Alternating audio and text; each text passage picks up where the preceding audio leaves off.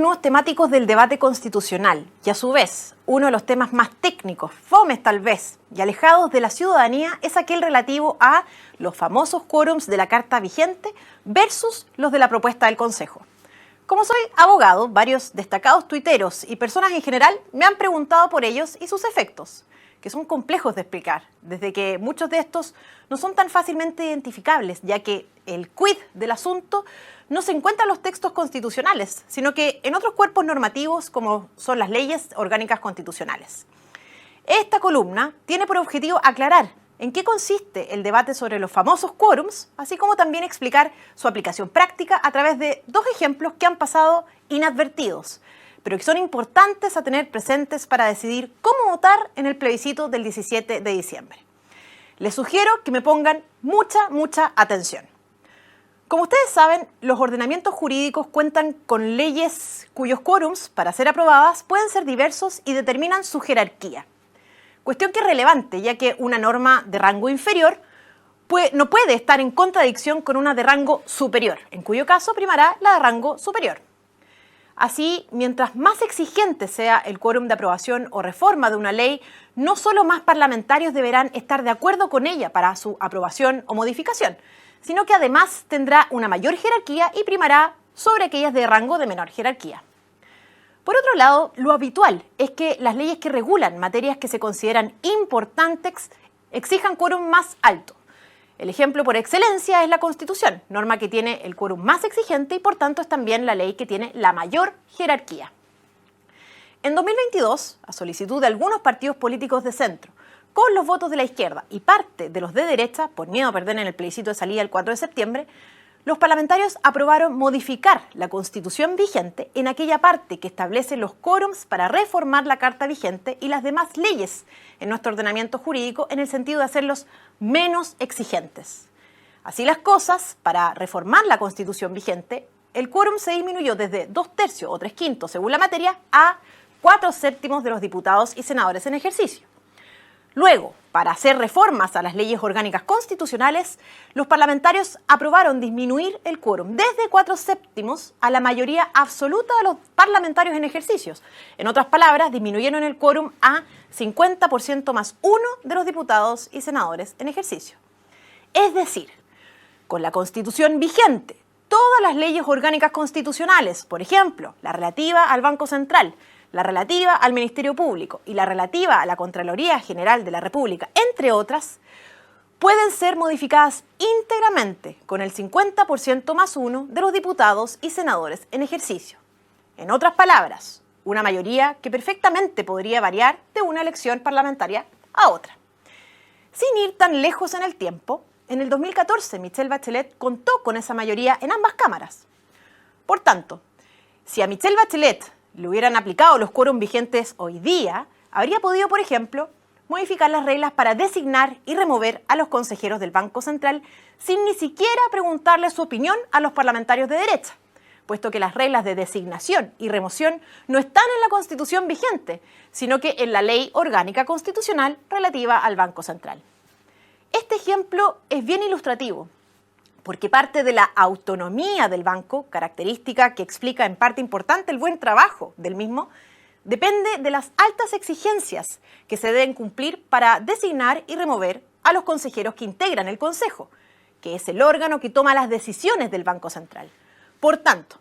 si eventualmente se modificaran las reglas de remoción en el sentido de hacerlas menos exigentes, o en el sentido, por ejemplo, de que la remoción dependa únicamente del presidente de turno, la verdad es que sería tremendamente complejo para Chile. No hay que ir a otro continente para conocer los perniciosos efectos que tiene dejar al arbitrio de mayorías circunstanciales las reglas del Banco Central. Argentina, que no tiene un Banco Central autónomo, es un claro ejemplo de aquello, y la elección de Javier Milei como presidente lo constata fehacientemente. Es un hecho que todas las leyes orgánicas constitucionales contemplan cuestiones esenciales que no se encuentran en la Constitución vigente precisamente porque se estimó que no era necesario hacerlo, ya que las leyes orgánicas tenían, antes de la reforma, un quórum más exigente capaz de proteger de mayorías temporales, circunstanciales, aquellos aspectos especialmente determinantes contenidos en ellas. Sin embargo, Esto no podrá ocurrir en el caso de aprobarse la propuesta de constitución que se plebiscitará el 17 de diciembre, ya que aun cuando las leyes orgánicas constitucionales que en la propuesta del Consejo pasan a llamarse leyes institucionales, conservan el quórum de 50+1 de los parlamentarios en ejercicio, porque la propuesta tomó desde las leyes orgánicas vigentes todos aquellos aspectos especialmente importantes contenidos en ellas y los incorporó como artículos en la propuesta, de manera tal que fueron elevados a rango constitucional precisamente para protegerlos de las mayorías circunstanciales y, por tanto, para modificarse, deberán cumplir con el quórum de reforma constitucional, que es el de 3/5 de los diputados y senadores en ejercicio. Esa es una de las razones que explican, de hecho, la extensión del texto del Consejo. Hay otra situación que se presenta con ocasión de la libertad de enseñanza.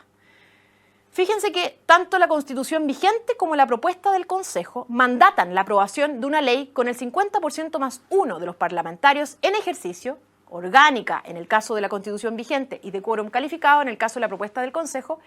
que fije los requisitos mínimos que deben exigirse a la enseñanza básica y media y también los requisitos mínimos para el reconocimiento oficial de los colegios por parte del Estado. Sin embargo, a diferencia de la Constitución vigente, la propuesta del Consejo, teniendo presente el quórum de reforma referido,